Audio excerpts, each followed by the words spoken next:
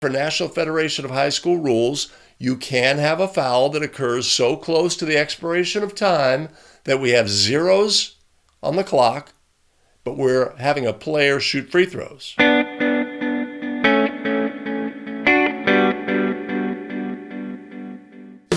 Greetings, everyone. We're back in the studio with another episode of Basketball Rules Expert, the show where we lift National Federation of High School rules off the printed page, breathe life into them, provide clarity and simplicity, and give them back to you in a form you can take with you onto the basketball court where it's most important. Greetings, everybody. My name is Greg Austin with abetterofficial.com. I've been officiating for over a decade, and I'm a basketball rules expert. This show is all about helping you on your journey to becoming a basketball rules expert as well. Before we get started on the show today, we've got to thank our show's supporters at Van Clark, David York, John FOLENA, and GRIFFIN THURSTON. Much appreciated, much love. If you want to be a supporter of the show, you can always buy us a coffee. There's a link in the show notes below. Today we're going to draw questions from the question deck. We're going to look for answers to the questions, but also what are the underlying rules that provide that answer? What are the underlying definitions that can help build our understanding of the rules, but also any fundamental concepts about rules that we can take from them so we have a better breadth of understanding of National Federation of High School basketball rules. All right, let's get started today with our first question. Question: with Team A leading by 6 points, which of the following is or are true when, at the end of the fourth period, B1 is fouled on a successful try and the timer is unable to stop the clock before time expires after the foul, with the ball still in the air? A. B1's goal is awarded, no free throw is shot. B. B1 is awarded 2 free throws. C. B1 is awarded 1 free throw. D. B1's goal is canceled. Couple of important points here. So we have Team A ahead by 6 points. Time is winding down. Just before the horn, the Team B player releases a try and is fouled. The horn sounds. The clock shows 0. The horn has sounded. The ball is in flight. The ball goes in the basket, cutting the lead. Let's say it was a 2-point try, cutting the lead to 4 points with 0 on the clock. What happens next? We're obviously going to count the goal. It was released prior to the horn. It happened so close to the end of the period that the clock operator was not able to stop the clock in time, and time expired. Couple of important points. So, what about the free throw? That player is entitled to a free throw. Will that free throw be shot? Let's look at Rule 5-6, and there's an exception in the rule that explains exactly how to handle this situation, and it's an important exception to understand for National Federation of High School basketball rules. If a foul occurs so near the expiration of time that the timer cannot get the clock stopped before time expires or after time expires, but while the ball is in flight during a try or tap for field goal, the quarter or extra period ends when the free throws and all related activity have been completed. No penalty or part of a penalty carries over from one quarter or extra period to the next, except when a correctable error, as in 2-10, is rectified. No free throws must be attempted after time has expired for the fourth quarter or any extra period unless the points would affect the outcome of the game. So, that's super important concept to understand, is we will never shoot free throws after the expiration of time unless those free throws could affect the outcome of the game. In this situation, we now have a 4-point lead.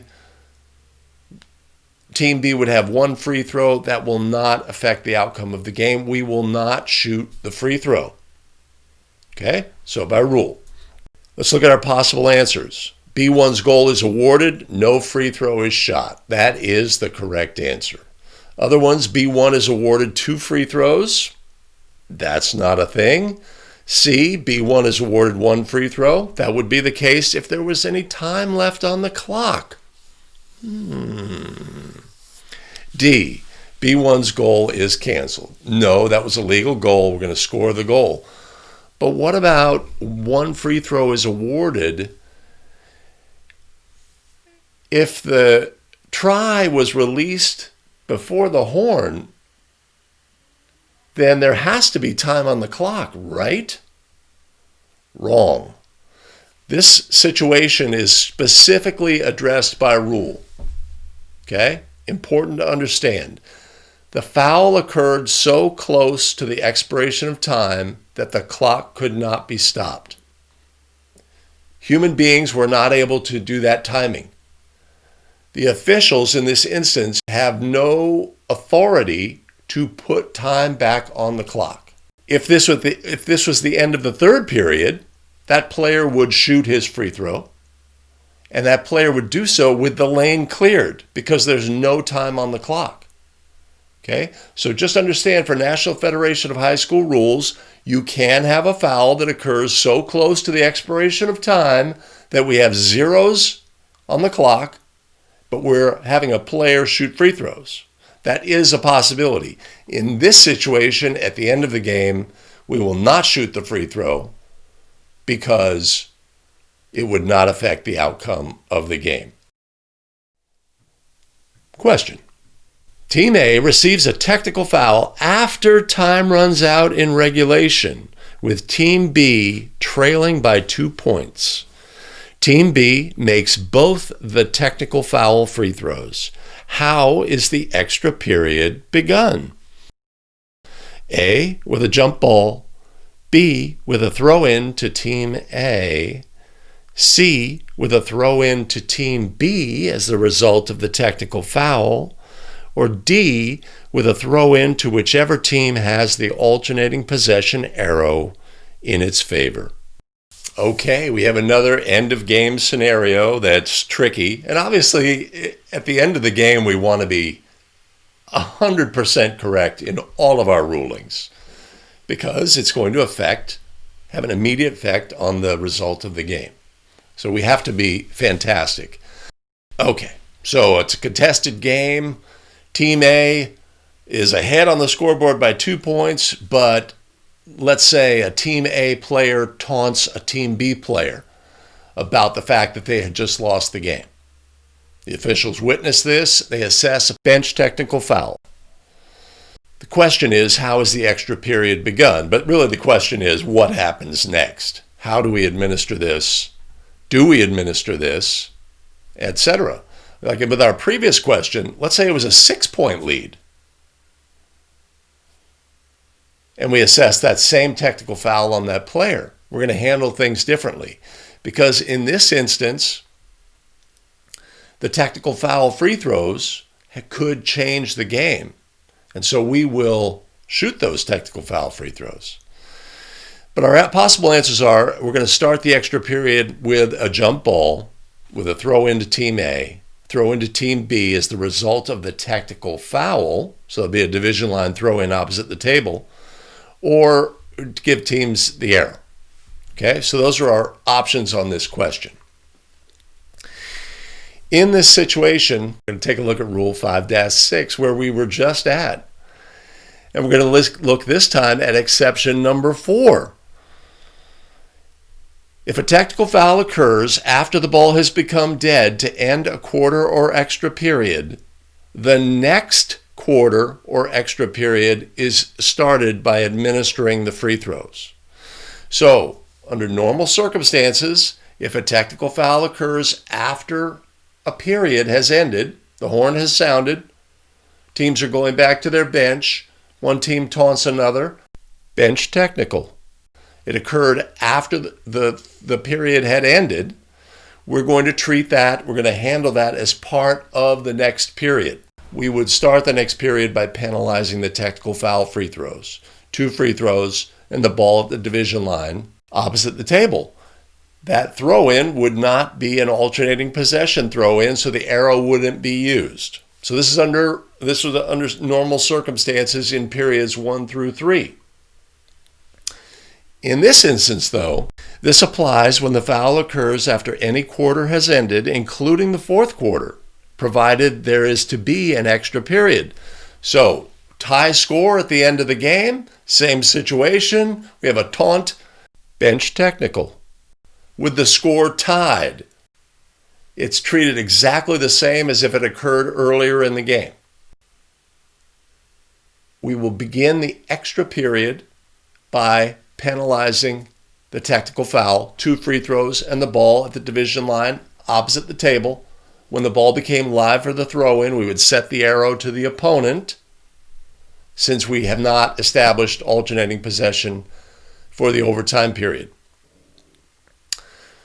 But our third scenario is, if there is no way to determine whether there will be an extra period until the free throws are administered, the free throws are attempted immediately as if the foul had been part of the preceding quarter. Okay? We're in a situation where these free throws could send us into overtime. These free throws will be shot, but since whether we play overtime hinges on the result of the free throws, we have to treat the free throws as part of the preceding quarter or period. So, since they can materially affect the outcome of the game, we will shoot the free throws, but these free throws are considered to be part of the fourth period. Important to understand that because it's going to affect how we begin the overtime period. If the penalty was assessed and administered as a result of in the fourth period, then there's no carryover, and we begin the overtime period with a jump ball. So our correct answer is A, with a jump ball. Good question, gets us to that exception, helps us cement our understanding of situations that can occur at the end of a basketball game that can test our rules knowledge when we want to be at our best. Thanks for joining us today on Basketball Rules Expert. We have a quiz prepared back at the website, abetterofficial.com. We'll have the questions we covered in the video, but also questions brought up by the questions in the video. You can find a link to the quiz above, and there's a link in the show notes below. Hey, if this is the kind of video content you appreciate, let's do all the things. Like, subscribe, notify. Also, share the video with other basketball officials who could find value in it. If you want to be a supporter of the show, you can always buy us a coffee. There's a link above and a link in the show notes below. As always, we have additional video content available here. There's a quiz show we created called So You Think You Know Basketball here, and another video for your perusal as well. See you in the next video. Take care.